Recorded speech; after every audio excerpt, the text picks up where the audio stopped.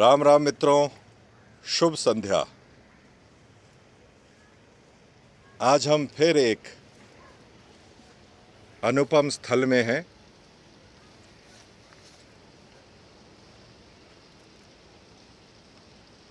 सोचा कि आपसे मुखातिब होकर कुछ बातचीत की जाए।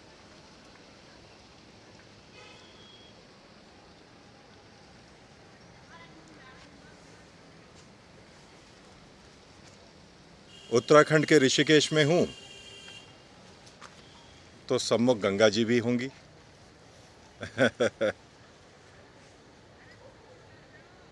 पास चल के आपको और दिखाएंगे। ये एक ऐसी जगह है जहाँ बैठकर घंटों आप प्रकृति को निहार सकते हैं और फिर भी आपका मन नहीं भरेगा। कुछ बोलने की भी आवश्यकता नहीं, पर चूंकि व्लॉग है और मैं कुछ ना बोलूं तो आप में से कुछ लोगों को असहज लग सकता है।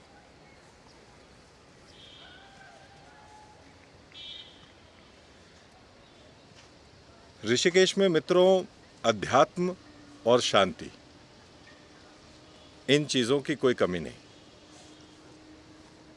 पीछे हिमालय है,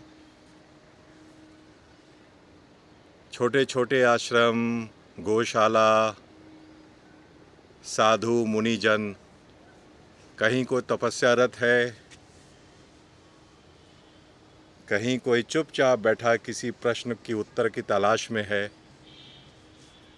थोड़ी देर में यहाँ आरती शुरू हो जाएगी और आपको विष्णु सहस्त्र नाम सुनने को मिलेगा।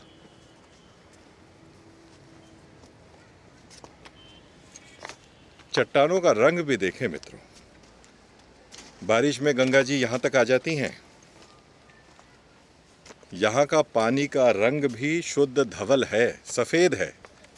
जब आप उसको अंजुली में भरेंगे, मुट्ठी में भरेंगे, तो वो दुधिया रंग का होगा और कुछ ही देर में वो बिल्कुल पारदर्शी, ट्रांसपेरेंट हो जाएगा। कैल्शियम की प्रचुरता है यहाँ पर। पहाड़ों से उतरती है ना गंगा जी। आहा हा, ये देखिए, राफ्टिंग करके लौट रहे हैं लोग। ये देखिए,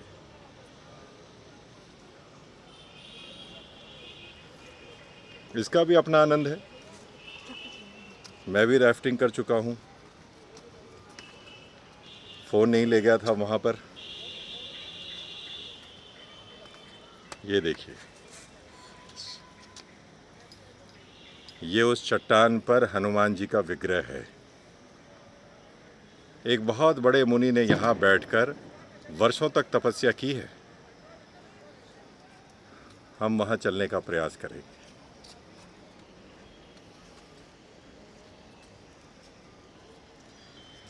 यहाँ पानी जमा हो जाता है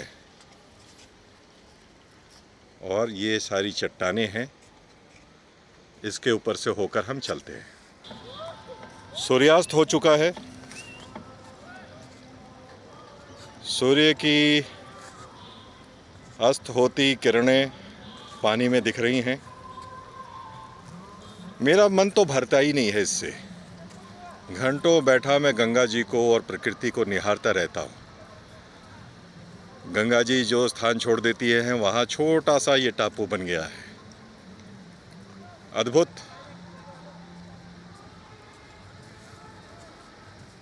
इसके अलावा कोई शब्द मेरे मन में इस दृश्य को डिस्क्राइब करने के लिए है ही नहीं।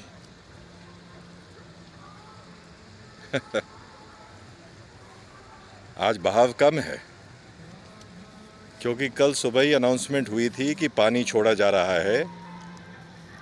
कोई भी व्यक्ति कल संध्या को स्नान न करे, तो वो पानी बहकर निकल गया। अब पानी का बहाव सामान्य है, पहले की तरह स्थिर, मधुर मधुर लगता है मुझे ये बहाव। स्वीट।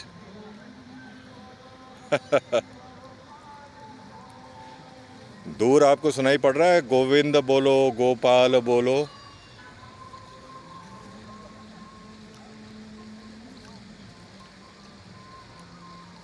राधा रमन हरि गोपाल बोलो।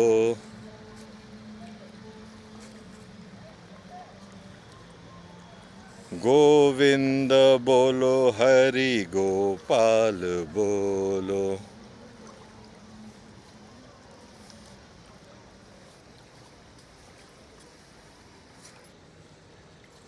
हम सब परिवार यहाँ आते हैं, गंगा जी के सम्मुख में बैठकर शांति से संध्या बिताते हैं। ये नीता जी हैं, मैं इनको कहता हूँ कि अपने मोबाइल को विराम दें, गंगा जी को देखें। ऐसा करने का वो प्रयास भी करती हैं।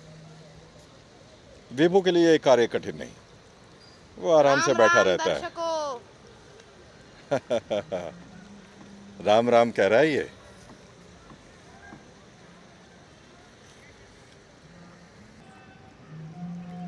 नमस्कार।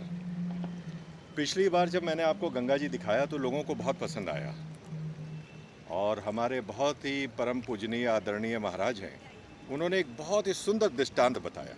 वो दृष्टांत मैं आपको बताता हूँ। वो गंगा जी को अपनी माता कहते हैं, हम सभी गंगा मैया कहते हैं, पर उनका प्रेम भाव बहुत प्रचंड है।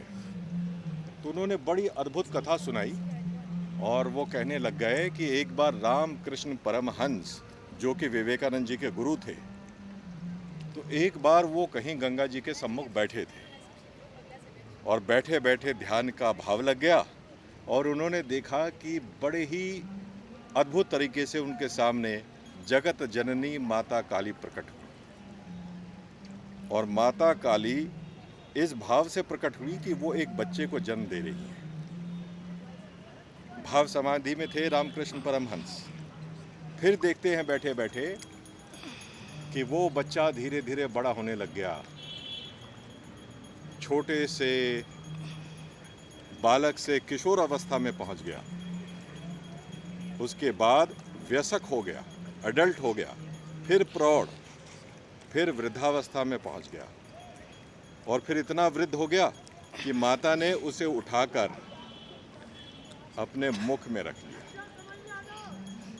इसका अर्थ ये है मित्रों कि जगत जननी माता, इसका अर्थ ये है मित्रों कि जगत जननी माता हमें जन्म देती हैं, हमें पालती हैं, हमें बड़ा करती हैं, और फिर वापस अपने गोद में समा लेती हैं। तो ये दृष्टांत हमें शास्त्रों में मिलता है। रामकृष्ण परमहंस जी के साथ ऐसा हुआ था, और ये कथा बुधिया महाराज ने मुझे बहुत ही प्रेम पूर्वक सुनाई। उनको साधुवाद, धन्यवाद। मैं चाहता था ये कथा आप लोगों तक भी पहुँचे कि किस प्रकार हम प्रकृति की गोद में ही पैदा होते हैं, यहीं के अन्न से हमारा शरीर बढ़ता है, और फिर हम अन्न बनकर इसी प्रकृति की गोद में समा जाते हैं। भवतारिणी गंगा मैया की जय हो। गांव का परिवेश ज़्यादा बदला नहीं है मित्रों। आज भी शाम होते ही आपको छोटे छोटे घरों से धुआं उठता दिखेगा। सुबह और शाम घर के चूल्हे जल उठते हैं, भोजन की व्यवस्था में गृहिणियां लग जाती हैं। शांत सरल जीवन, न ज़्यादा आपाधापी है, न कोई ऊहापोह। छोटी मोटी समस्याएं यहाँ भी हैं।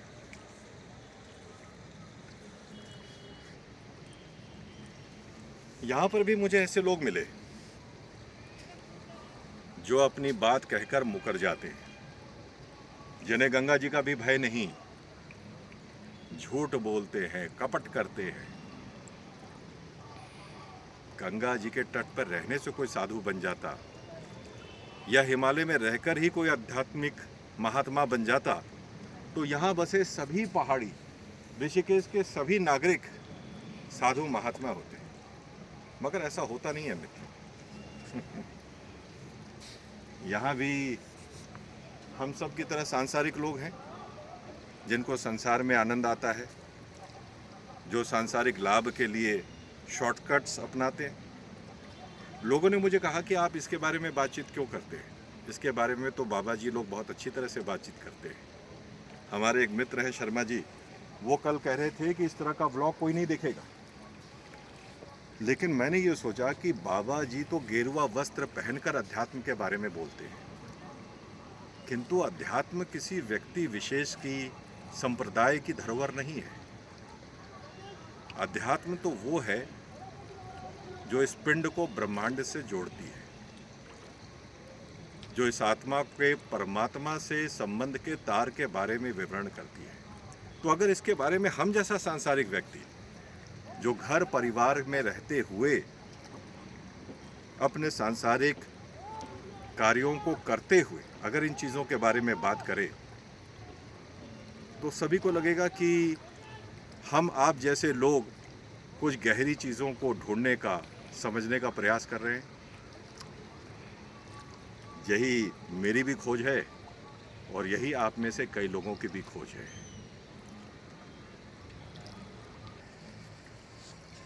मुझे यहाँ ऐसे भी स्नेहीजन मिले जो पूरे दिन यहाँ किसी गुफा में, किसी चट्टान के ऊपर बैठकर अपने जीवन के बारे में, जीवन से जुड़ी समस्याओं के बारे में, अपने संबंधों के बारे में सोचते हैं, विचारते हैं, मंथन करते हैं।